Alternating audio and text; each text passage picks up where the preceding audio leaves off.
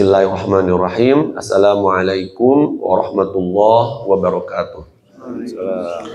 Alhamdulillah wassalatu wassalamu ala Rasulillah Muhammad ibn Abdillah wa ala alihi wa sahbihi wa mawalah, amma ba'd. Qalu subhanaka la ilma lana illa ma 'allamtana innaka antal alimul hakim. Rabbi shrah li sadri wa yassir li amri wahlul 'uqdatam min lisani yafqahu qawli. Wa rabbi zidni ilma la haula wa la quwwata illa billah. Puji syukur kita senantiasa panjatkan kepada Allah Subhanahu wa taala dari segala nikmat yang telah Allah Subhanahu wa taala anugerahkan kepada kita semua. Nikmat yang tampak maupun yang tidak tampak, nikmat yang secara langsung kita rasakan maupun tidak langsung kita rasakan. Sejatinya semua kenikmatan, kebahagiaan yang kita rasakan itu sumbernya dari Allah Subhanahu wa taala. Maka kita senantiasa berusaha terus untuk mensyukurinya, baik itu dengan lisan kita yang mengakui bahwasannya semua kenikmatan ada dari Allah, dengan hati kita yang seyakin-yakinnya, kemudian kita tundukkan bahwasannya kita ini tidaklah ada daya upaya, melainkan semua adalah sumbernya dari Allah Subhanahu wa taala, dan kita konkretkan syukur kita itu adalah dengan cara menjalankan perintah-perintah Allah Subhanahu wa taala. Salah satu yang kita lakukan adalah setelah kita melaksanakan sholat subuh, mudah-mudahan ibadah subuh kita diterima oleh Allah Subhanahu wa taala, dan kita lanjutkan dengan sama-sama ta'lim, mengharap ridha Allah Subhanahu wa taala. Mudah-mudahan ta'lim ini senantiasa menjadi asbab bagi kita semua untuk kemudian mendapat ridha Allah Subhanahu wa taala. Saudaraku yang dirahmati oleh Allah, bapak-bapak yang dirahmati oleh Allah, tema yang akan kita angkat di kesempatan pagi hari ini adalah sebuah iktibar, ya, sebuah pelajaran dari seseorang yang namanya Qorun. Kalau disebut Qorun, kenal ya Pak ya? Kalau Qorun itu ya identik lah dengan harta lah. Ya, walaupun nanti di Jawa itu ada namanya Kirun. Tapi pelawak gitu ya, masih ada atau enggak gitu ya. Ini Qorun ini apa namanya, orang yang kemudian layak bagi kita semua untuk kemudian ngambil pelajaran gitu, karena mengingat Qorun ini diangkat kisahnya oleh Allah Subhanahu wa taala gitu ya. Setidaknya ada 4 kali lah nama Qorun itu disebut, Pak. Cukup viral ya Pak ya, disebut di Quran itu 4 kali, itu udah luar biasa itu ya, nama Qorun. Tapi kemudian memang ini yang salah satu yang ikhtiar kita agar kemudian apa yang sudah dilakukan Qorun dapat kita hindari. Al-Quran itu 2/3-nya tentang kisah-kisah gitu ya, kisah-kisah orang yang dapat kita jadikan teladan, kisah-kisah yang orang sebaiknya kita hindarin. Hati-hati loh, gitu ya, jadi seperti itu. Nah, ada kisah Nabi Allah Ibrahim, gitu ya, dengan beserta keturunan-keturunannya, kemudian Nabi Musa yang sangat sering disebut berulang-ulang, gitu ya, seperti itu. Nah, semuanya itu kita ambil keteladanannya, gitu ya. Sebagaimana kita minta kepada Allah di dalam suratul Fatihah, ihdinas siratal mustaqim, tunjukilah kami ke jalan yang lurus, yaitu siratal ladzina an'amta alaihim, jalan orang-orang yang telah Engkau berikan kenikmatan atas mereka. Ini para nabi dan rasul ya Pak ya, orang-orang yang soleh, orang-orang yang sudah Allah Subhanahu wa taala selamatkan pada kita semua. Ya, berikan contoh kepada kita semua gitu. Nah, kemudian bukan jalan-jalan orang yang Kau murkai, ya, orang yang tidak pula jalan-jalan orang yang Kau sesatkan gitu ya. Jadi ada juga jalan-jalan orang-orang yang tersesat gitu. Dan ini semua dikisahkan dalam Al-Quran gitu ya. Tujuannya apa? Untuk kemudian jadi pelajaran buat kita semua. Maka kesempatan pagi hari ini kita akan belajar dari sesosok yang bernama Qorun, bukan untuk ditiru tentunya, tapi kemudian untuk kemudian kita hindari agar kemudian kita terbebas gitu, seperti itu. Nah, kaitannya dengan Qorun itu, kalau misalnya disebut nama Qorun, maka yang langsung terbesit dalam benak kita adalah terkenal dengan pelitnya. Ya, punya harta banyak tapi pelit. Ini Qorun gitu ya. Nah, maka oleh karena itu Rasulullah SAW mengingatkan kepada kita semua, ya, adalah hadis riwayat Abu Dawud datang dari Abdullah bin Amr, khotbah Rasulullah Sallallahu Alaihi Wasallam.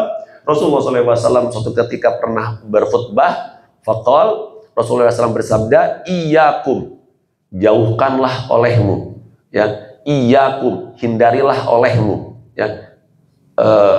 Kalau bahasa Sundanya amit-amit, jangan sampai ada, gitu ya. Pokoknya jangan sampai ada dah. Apa yang dijauhkan?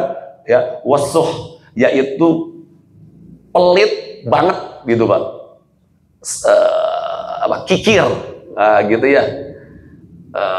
Bahasa Indianya meregehese, gitu ya. Dan seterusnya lah, turunannya gitu ya Pak ya. Gitu. Nah, kenapa pelit itu harus dihindari?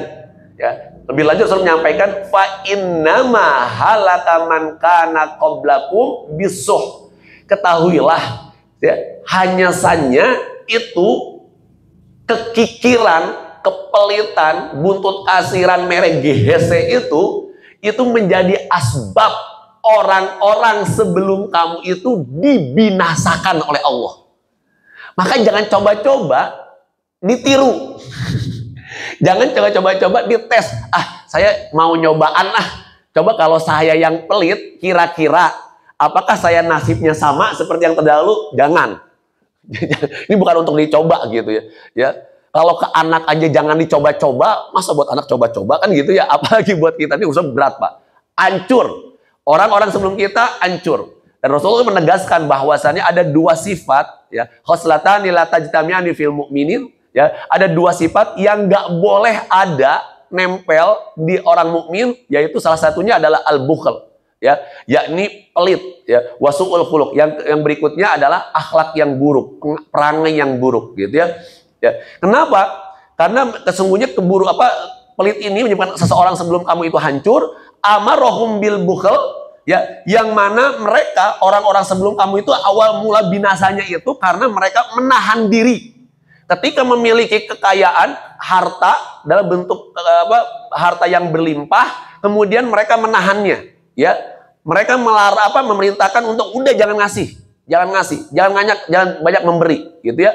Maka kemudian akhirnya di copy paste.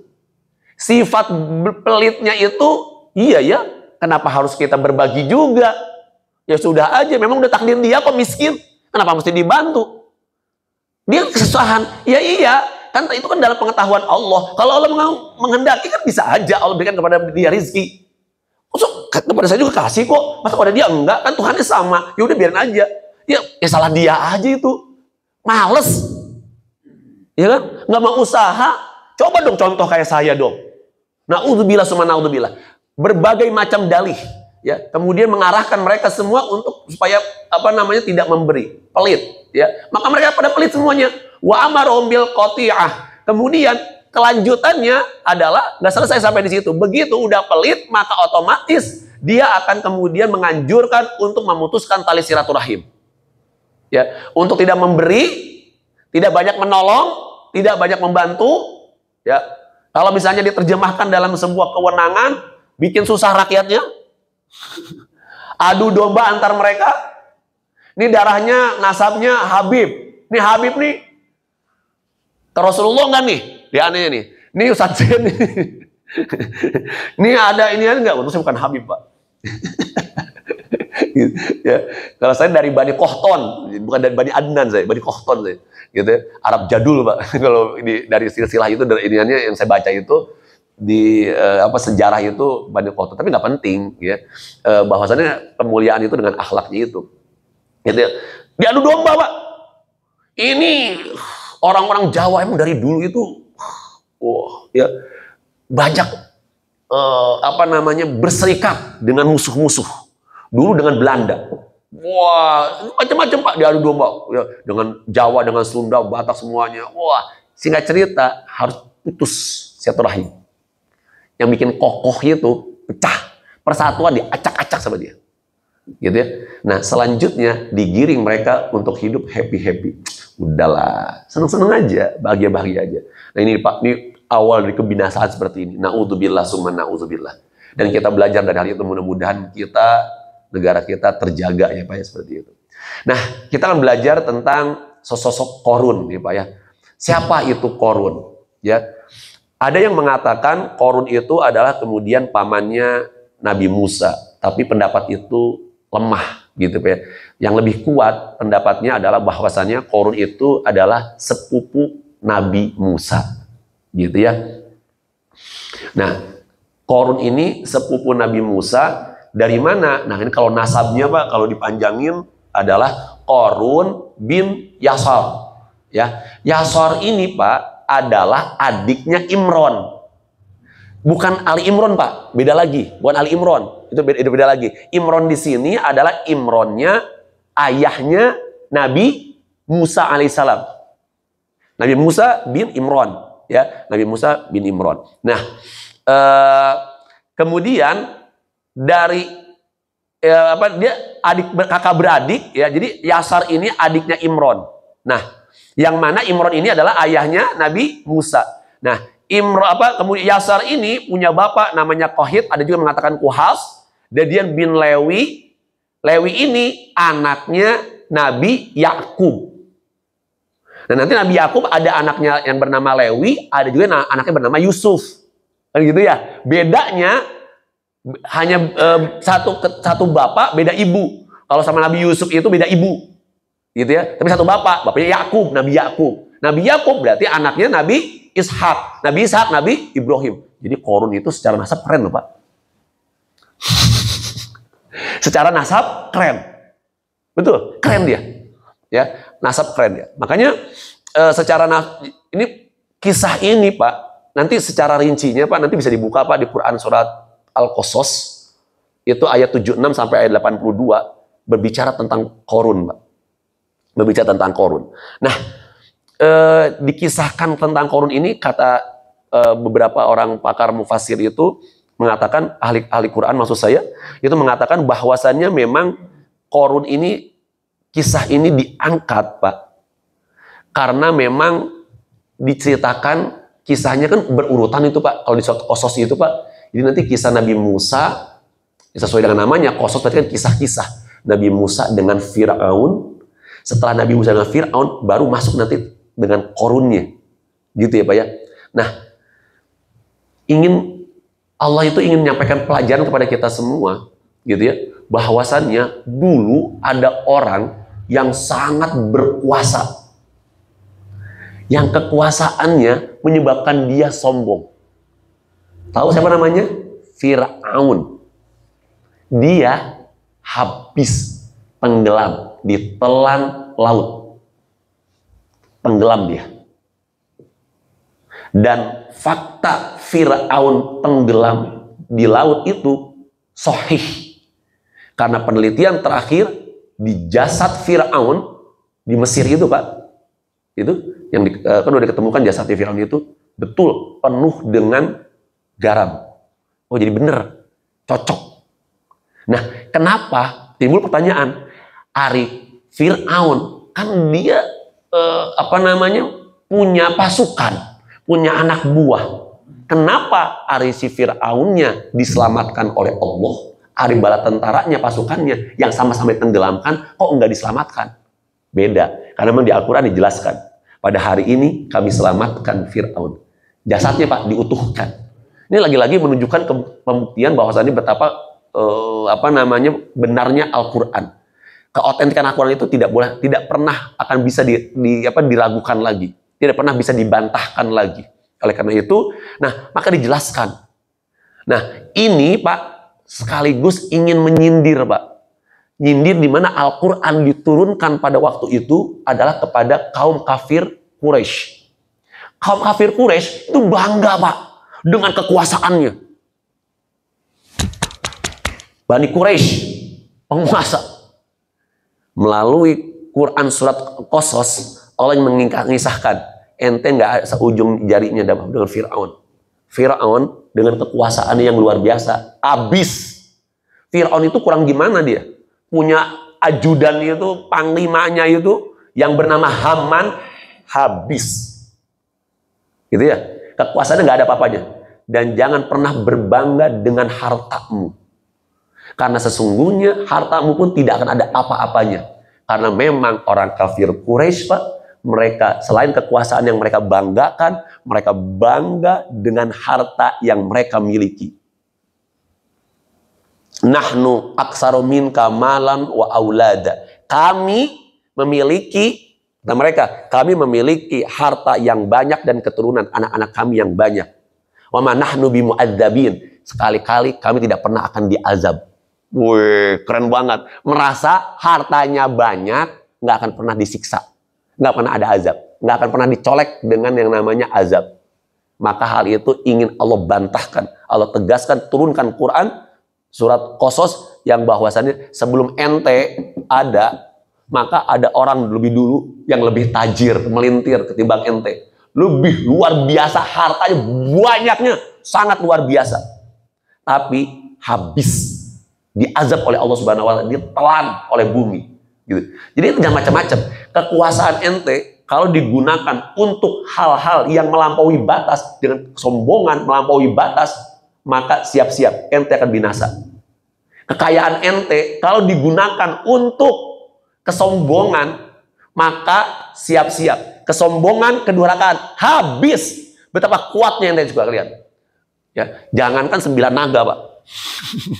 Itu 9 naga, Pak, kalau dikumpulin, Pak, kekayaannya nggak nyampe, Pak. Kekuatannya sebanding dengan Qarun itu nggak bakal nyampe, Pak. Qarun itu luar biasa, gitu ya. Luar biasa. Maka orang-orang yang berserikat ini langsung diabadikan dalam Al-Qur'an, Pak. Qarun, ya. Qarun, Haman, Fir'aun, ini 2 kali namanya disandingkan. Ya, selain di surat Al-Ankabut ayat 39, di surat Ghafir ayat 24, ini disandingkan nih 2 nama ini. Ya, semuanya nih berjejer, Pak, sama-sama menjadi pembangkang. Maka nasibnya Firaun beserta Haman ditenggelamkan oleh Allah di Laut Merah, Qarun dibenamkan oleh Allah di bumi. Ya, nanti namanya di kotanya kota Fayum namanya, 60 kilo dari kota Kairo, Mesir. Gitu ya, Pak ya. Jadi seperti itu. Nah, saudaraku yang dirahmati oleh Allah, Bapak yang dirahmati oleh Allah, kalau mau flashback, Qarun itu adalah sebenarnya seorang rahib. Kalau disebut rahib itu orang ahli ibadah. Dia fokus untuk ibadah. Dia habiskan waktunya untuk ibadah, taat kepada Allah Subhanahu wa taala. Anaknya banyak, tapi kemudian dia tidak lantas kemudian menyebabkan dia mau berikhtiar seperti apa, tidak. Dia fokus ke ibadah. Nah, akibatnya anak banyak, ikhtiar duniawinya kurang, maka kemudian menyebabkan kehidupannya kekurangan. Inilah yang kemudian dikomplain oleh istrinya. Istrinya protes kemudian kepada Qarun supaya berusahalah, mintalah setidaknya, kamu kan punya sepupu tuh, Nabi. Gak tanggung-tanggung. Kan sepupumu itu Nabi Musa itu kan bisa langsung dialog sama Allah. Langsung minta tajir, minta kaya. Gitu. Nah, maka itulah kemudian Qarun datang kepada Nabi Musa alaihissalam. Minta didoakan supaya diberikan anugerah oleh Allah kekayaan. Gitu. Nah, Nabi Musa nggak nolak. Kenapa? Karena tahu Qarun ahli ibadah. Qarun ahli ibadah. Jadi kalau kasih harta, ya insya Allah nggak akan akan sesuai di jalurnya lah, seperti itu. Gitu ya. Ini yang diutarakan oleh Imam Al-Qushairi dalam kitabnya beliau, mengatakan seperti itu. Nah, tetapi rupanya kan kondisinya berbeda. Gitu ya, Pak ya. Kenyataannya berbeda. Qarun, betul, Pak. Kemudian dikisahkan itu Qarun itu dia rajin, ya, bekerja, berikhtiar gitu, sehingga hartanya dikumpulkan dan kemudian berlimpah ruah hartanya itu, gitu ya. Hartanya sangat berlimpah ruah, saking berlimpah ruahnya itu harta Qarun itu sampai kemudian kunci gudangnya, Pak, itu harus dipikul oleh usbatun, sekelompok orang. Kalau usbatun itu dalam bahasa Arab itu kalau di kata para pakar itu kisarannya antara 15 sampai 20 orang. Uli kuwah. yang kuat gitu Pak, yang Hercules lah kira-kira gitu Pak. Jadi kuncinya yang kunci Pak zaman dulu ya sama aja Pak, nggak jauh-jauh beda gitu. Itu kuncinya segede mana sih Pak? Segede gini mungkin. Tapi saking banyaknya itu gudang, ya itu yang digambarkan. Ente jangan tanya tentang banyaknya harta Qarun. Cukup Allah mengisahkan nih kuncinya aja ya. Asal ente tahu ya.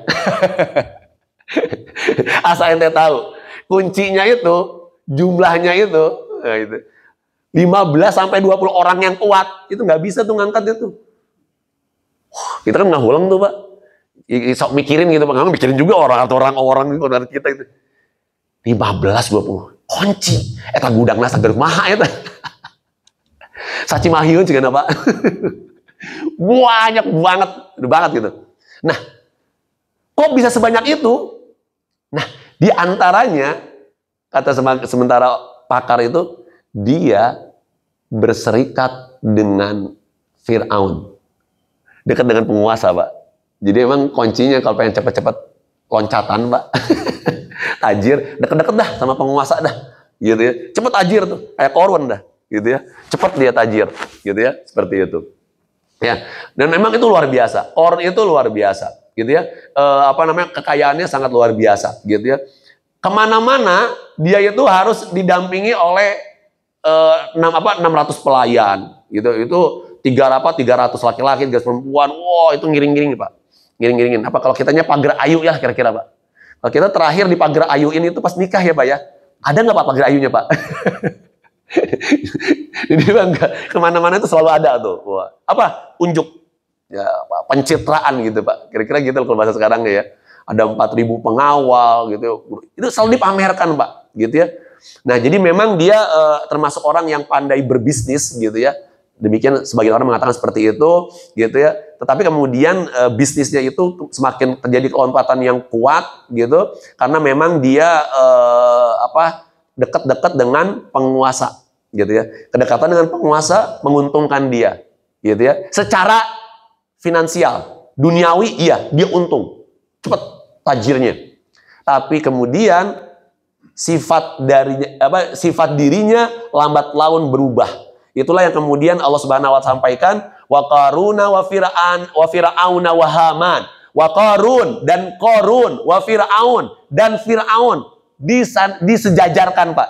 Qarun, Fir'aun, Haman. Wa qad ja'ahum Musa bil bayinat. Telah datang kepadanya Musa dengan bukti-bukti yang nyata. Fastakbaru, mereka sombong. Nah, ini nih Pak. Akhirnya mereka sombong. Ya, dengan kekayaannya bisa merubah karakter Qarun yang tadinya ahlu ibadah, ta'ah, gitu Pak, berubah Pak gara-gara harta.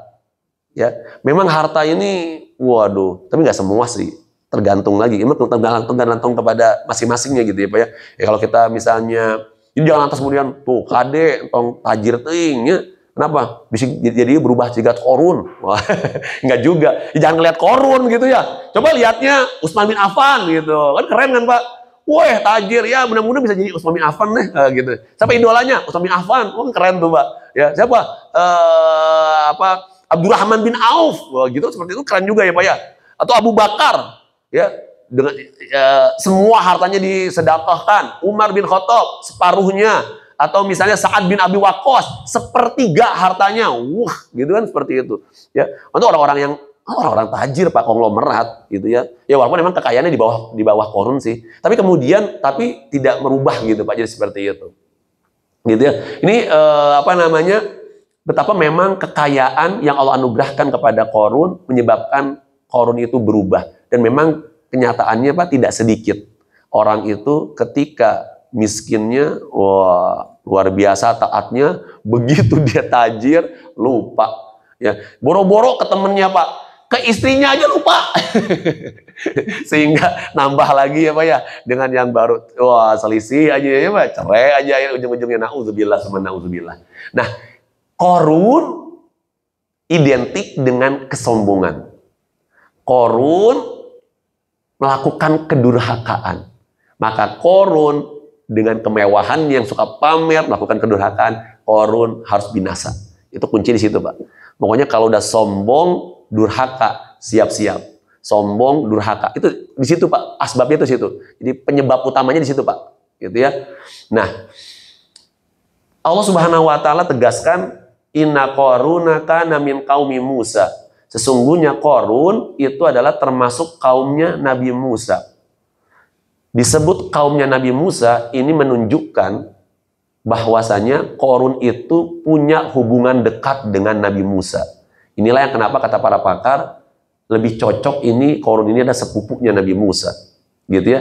Dan tidak disebut, kenapa nggak disebut Bani Israel aja? Kan mesti Bani Israel. Nabi Musa kan kaumnya Bani Israel. Kenapa lebih disebut langsung ke Nabi, disandarkan Nabi Musa? Menunjukkan punya hubungan yang dekat dengan Nabi Musa. Tapi sayang, Qarun itu begitu Allah berikan kekayaan, fabago alaihim. Jadi Pak, setiap redaksi Pak, setiap redaksi, ini saya berdiri ya. Setiap redaksi dalam Al-Quran Pak, ini misalnya gini, Musa, fabago, ini kalau diartikan maka, kalau fa itu maka Pak. Tapi kalau kata para pakar, ini maka di sini artinya terjadi kesegeraan. Begitu Allah limpahkan kepadanya kekayaan, kami datangkan, ataina, kami datangkan kepadanya, ya, minal kunuz. Allah tidak sebutkan minal mal, amwal, mal harta, amwal harta-harta, tidak Pak. Atau zahab, fiddah, emas, perak, tidak. Allah sebutkan kunuz. Artinya ini mengandung penafsiran kunuz. Kunuz itu Pak, harta simpanan Pak. Ya, kanzun, kansa, itu ada namanya kansa, itu harta simpanan Pak.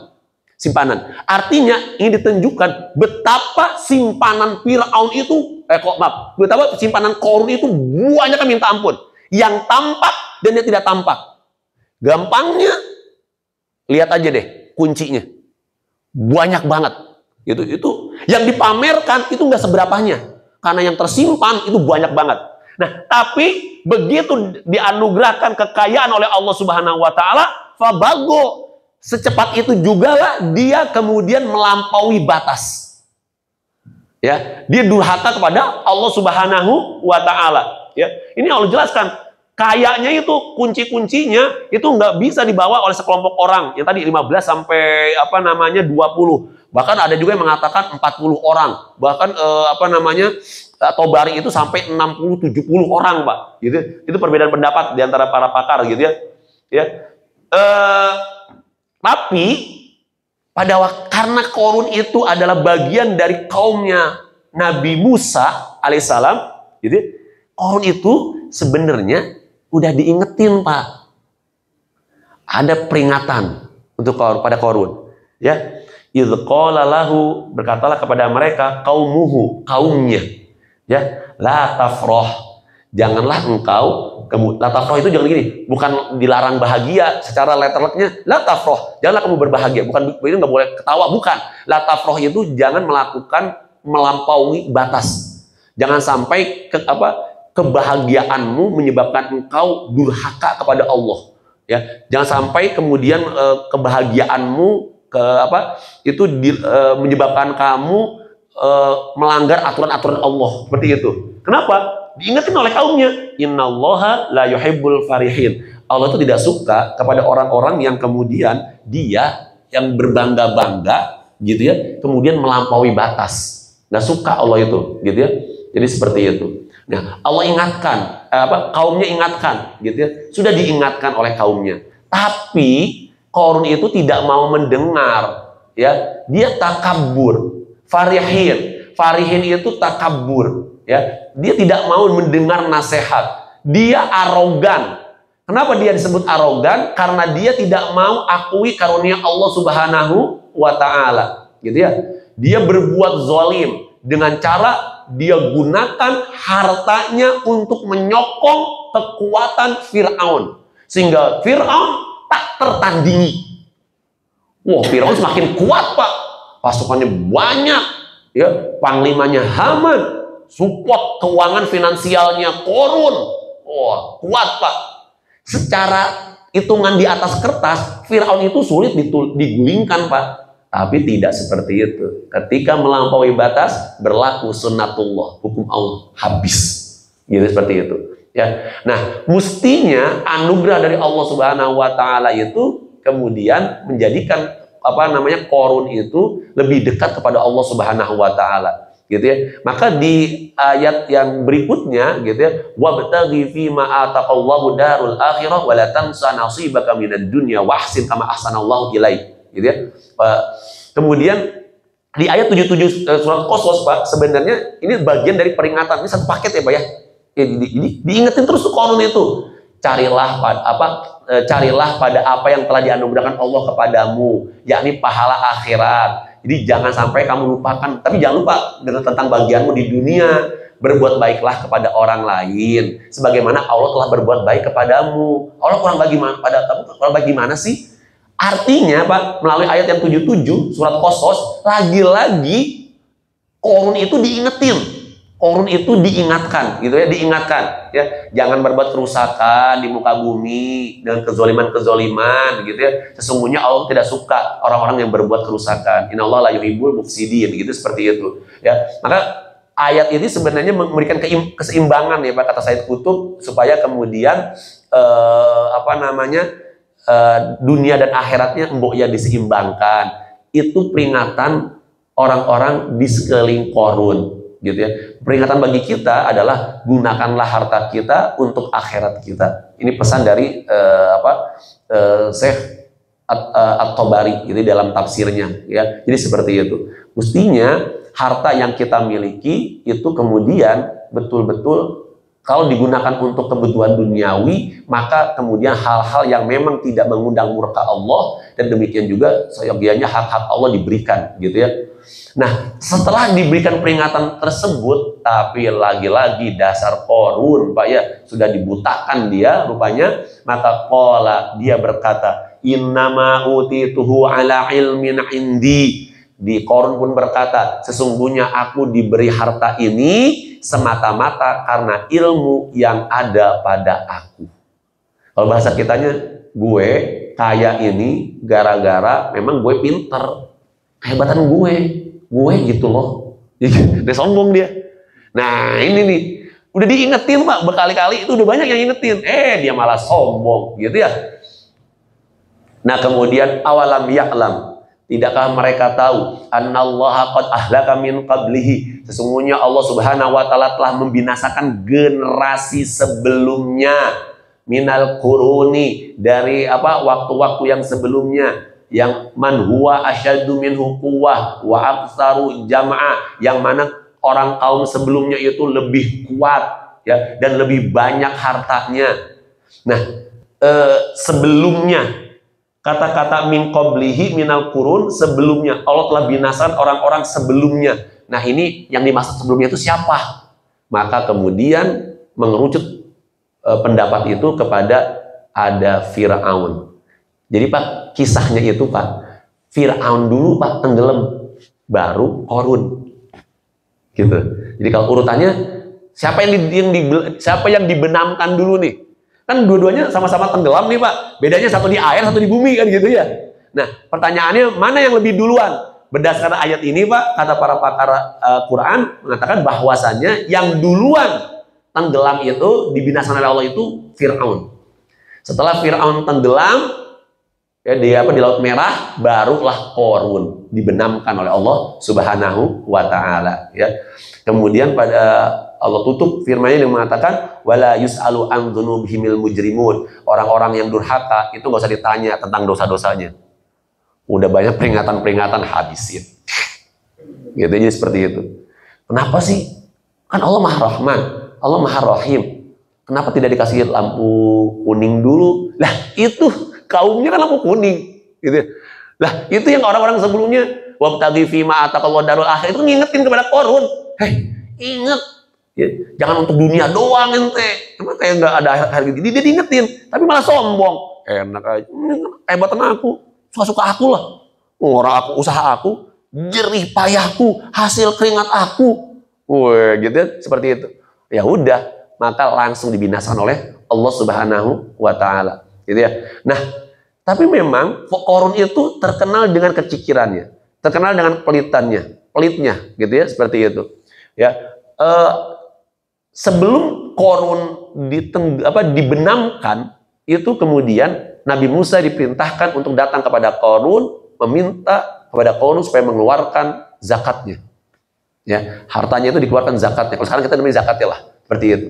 Ya, perintahkan setiap 1 dinar, setiap 1.000 dinar dikeluarkan 1. Jadi 1 dinar dari 1.000 itu. Ya, seperti itu. Kemudian di riwayat yang lain ditambahkan setiap 1.000 ekor kambing 1 ekor, gitu ya. Malah kecil ya Pak ya, kecil. Tapi dasar memang orang pelit. Jadi memang orang pelit itu Pak ya. Jangankan hartanya Pak, dosanya tuh dipinta juga nggak dikasih Pak. Jadi jangan terlalu banyak berharap gitu, kepada orang yang pelit. Berharap kepada Allah. Dan doain aja lah mudah-mudahan. Pak, 1 dinar dari 1.000 itu kan cetek gitu loh. Apalagi dia, tapi Qarun itu enak amat. Ini banyak. Selesai nggak Pak? Enggak. Dia bukan sekedar nolak Pak, langsung berbikin makar. Dia panggil beberapa temannya itu, kemudian dia tebarkan fitnah. Fitnah yang kemudian dia tebarkan oleh Qarun itu, dia mengatakan begini Pak. Kalian tahu nggak? Selama ini kalian ini taat kepada yang diperintahkan Musa. Tahu nggak? Sekarang itu Musa sedang menginginkan mengambil harta kalian. Waspada. Saya aja mulai dipinta. Entah sebentar lagi ente semua. Wow, tebarin. Ya, fitnah-fitnah seperti itu. Ya, dan ada lagi yang riwayat lain mengatakan memfitnahnya Nabi Musa itu difitnah dengan wanita yang kemudian hamil, dituduh Nabi Musa yang menghamili gitu ya. Jadi seperti itu. Tapi riwayat itu lemah Pak. Yang lebih kuat riwayat itu ini gitu ya. Nah, dia nolak, nggak mau memberi. Nah, maka pada waktu itu Nabi Musa berdoa kepada Allah, maka turunlah azab Allah Subhanahu wa taala. Qarun dibenamkan ke dalam bumi. Fakhasafna bihi wa bidarihil ard. Maka kami benamkan gitu ya. Maka kami benamkan Qarun wa bidarihi beserta komplek-kompleknya.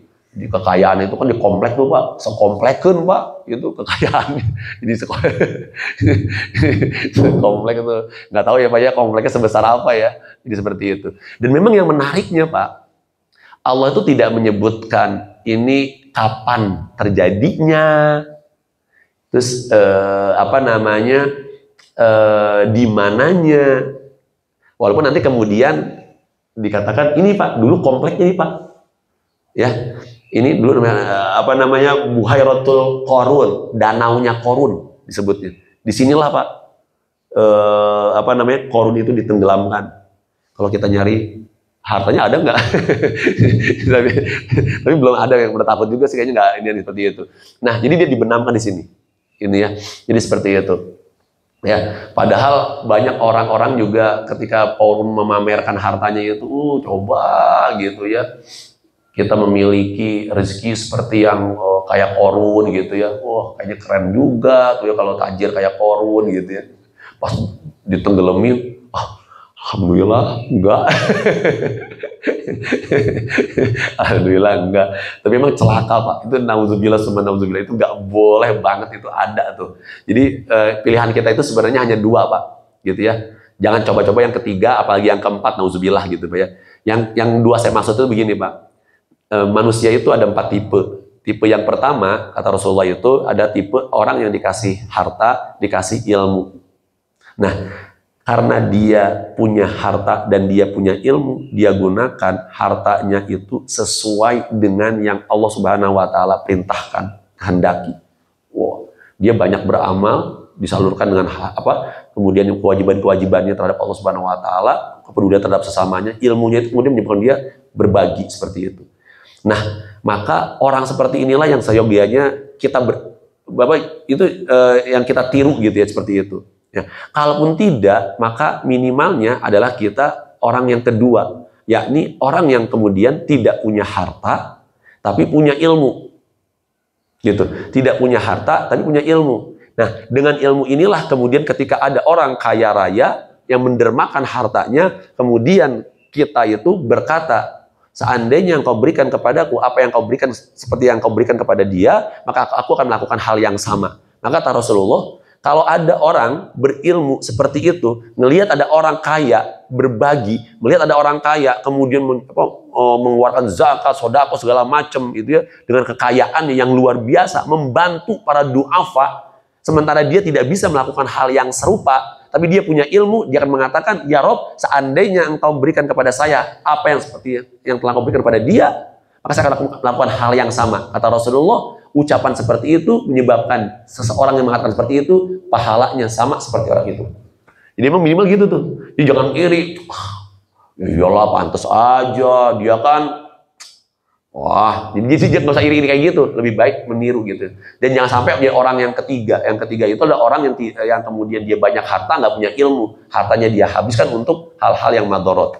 Atau nauzubillah, orang yang keempat yang celaka, nggak punya harta, nggak punya ilmu. Akhirnya gara-gara nggak punya harta, nggak punya ilmu, dia kemudian bangga dengan orang-orang yang melakukan kemaksiatan. Oh, kalau saya punya harta, saya pengen tuh nyawer-nyawer kayak begitu, melakukan kemaksiatan seperti itu. Nauzubillah sama nauzubillah. Gitu seperti itu. Dan memang lagi-lagi Pak, kuncinya Pak, ini adalah di ilmu Pak. Ini menjadi kunci yang penentu. Semakin akhir zaman Pak, semakin ilmu itu dicabut satu persatu. Kebodohan semakin merajalela. Maka menjadi harga mati Pak bagi kita semua Pak, untuk menjadikan anak cucu keturunan kita harus kuat ilmunya. Ujian akhir zaman adalah kebodohan Pak, kebodohan. Maka anak cucu kita harus kuat ilmunya, karena kalau tidak kuat ilmunya ini akan bahaya. Fitnah akhir zaman itu karena kebodohan. Kebodohan inilah Pak yang bikin kacau balau Pak, kacau, rusak, kerusakan segala macam. Dan sekarang ini mulai Pak, bertahap tapi pasti itu mulai Pak. Diangkatnya orang-orang memiliki kewenangan, di tangannya ada kekuasaan, kebijakan, dan dia tidak punya ilmu. Celaka. Celaka banget. Nauzubillah summa nauzubillah. Nah, maka oleh karena itu, mudah-mudahan ya Pak ya, taklim kita di pagi hari ini senantiasa menjadi asbab Allah tambahkan ilmu kepada kita semua, dan kemudian kita kuatkan juga kepada anak cucu kita bahwasannya ilmu itu sangat sangat penting banget gitu ya buat mereka itu kedepannya dalam menghadapi tantangan fitnah akhir zaman. Ada istilah pagi beriman sore kafir Pak. Ini kata sebagian pakar tafsir hadis itu ya, pakar hadis itu asbabnya adalah karena kurangnya ilmu. Maka karena itu bekal ilmu itu menjadi harga mati gitu, jadi harus banget gitu seperti itu. Nah, Bapak-Bapak yang dirahmati oleh Allah, di dalam kitab Talbis Iblis gitu ya.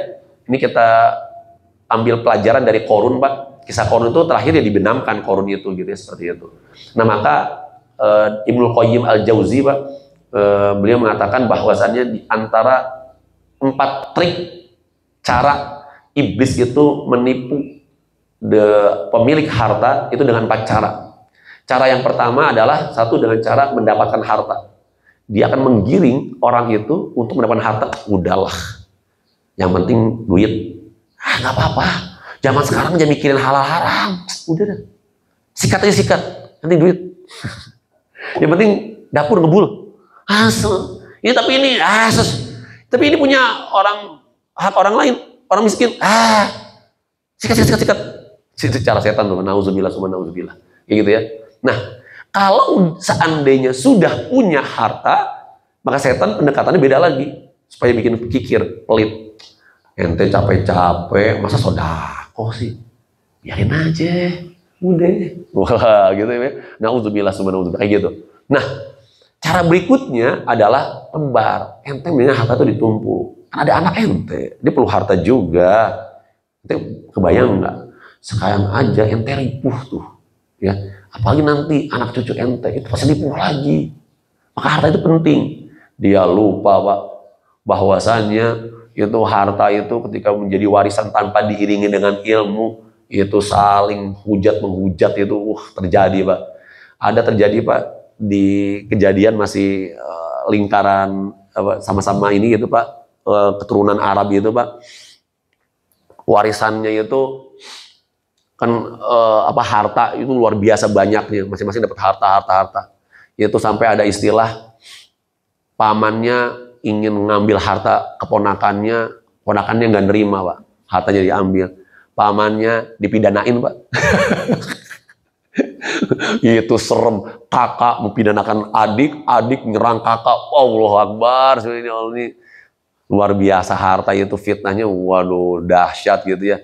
Jadi emang kalau misalnya nggak diiringi dengan ilmu itu sangat luar biasa Pak, ini kerusakannya itu sangat luar biasa gitu. Dan cara setan itu seperti itu gitu ya, tumpuk harta, lupain ilmu gitu ya, sehingga kemudian nanti hartanya habis untuk poya-poya gitu ya. Nah kemudian yang terakhir itu dibelanjainnya, sekalipun harus dibelanjakan, maka belanjanya untuk hal-hal yang memenuhi syahwatnya gitu ya. Naudzubillah summa naudzubillah gitu ya. Maka nanti urusan dengan harta itu kata Rasulullah SAW, dua hal yang akan ditanya, dari mana kamu mendapatkannya dan kemana kamu menyalurkannya, itu tuh nanti tuh.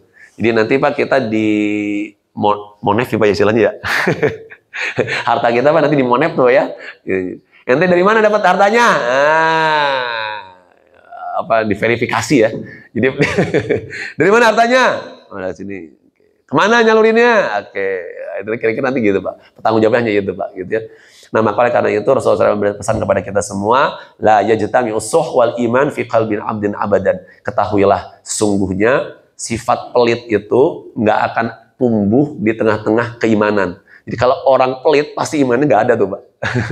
Dia nggak akan pernah bersatu tuh Pak. Dia nggak akan pernah bersatu. Iman dengan pelit itu nggak mungkin itu.